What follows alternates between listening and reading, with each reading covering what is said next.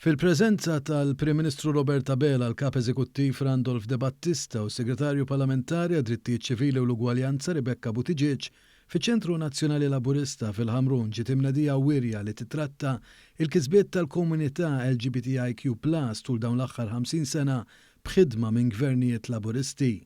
F'diskors tal-okkażjoni, Dr. Abela tenna li l-Partit Laburista minn dejjem kellu l-kuraġġ iwettaq il-bidliet u r-riformi li kien hemm bżonn favur l-ugwaljanza f'pajjiżna. Fil-fatt kien biss il-Partit Laburista bħala pionier favur id-drittijiet tal-komunità LGBTIQ+ f'pajjiżna. Il-Prim Ministru saħaq li bħala pajjiż qatt ma nħallu lil ħadd jgħid li f'dan il-qasam għamilna biżżejjed. Fakkar li mill-2016 lil hawn pajjiżna mill-aħħar post fl-ugwaljanza bir-riformi li għamilna issa huwa klassifikat l-aqwa fost il-pajjiżi kollha tal-Unjoni Ewropea.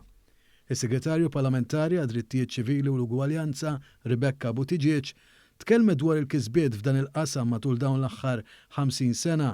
Hija qalet li fl-okkażjoni tal-50 anniversarju mill-ewwel riforma f'dan il-qasam taħt Gvern Laburista fl-1973 twittiet it-triq u l-mixja li mmarkat bidla fid-direzzjoni tal-pajjiż. Qalet li l-istorja dejjem uriet li l-Partit Laburista kien fuq in-naħa tajba.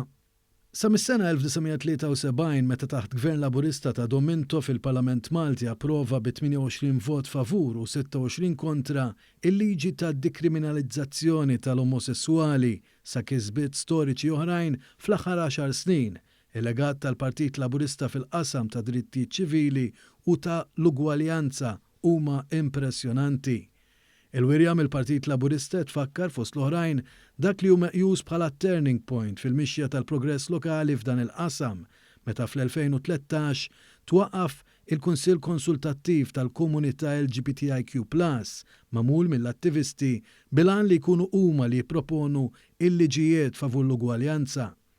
Kisbiet importanti bis-saħħa ta' dan u liġijiet approvati mill-Parlament bis-saħħa tal-Gvern Laburista kienu dritt tal-Unjoni Ċivili fl-2014 u żwieġ indaqs fl-2017.